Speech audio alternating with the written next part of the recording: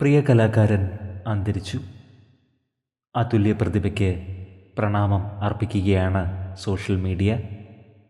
ലോകപ്രശസ്ത മൃദംഗ വിദ്വാൻ വരദറാവു കമലാകര റാവു ആണ് അന്തരിച്ചത്. 88 വയസ്സായിരുന്നു.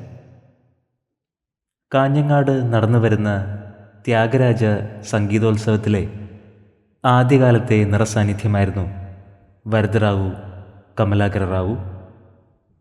ആന്ധ്ര സ്വദേശിയാണ്. കേന്ദ്ര സംഗീത നാടക അക്കാദമി അവാർഡ് ലഭിച്ചിട്ടുണ്ട്. രാജ്യത്തിനകത്തും പുറത്തും നിരവധി സംഗീത പരിപാടികൾ അവതരിപ്പിച്ചിട്ടുണ്ട്. 88 വയസ്സായിരുന്നു. പ്രണാമം അർപ്പിച്ച് നിരവധി പേരാണ് ഇപ്പോൾ സമൂഹ മാധ്യമങ്ങളിൽ എത്തുന്നത്. കലാലോകത്തിന് കനത്ത ഒരു നഷ്ടമാണ് സംഭവിച്ചിരിക്കുന്നത്.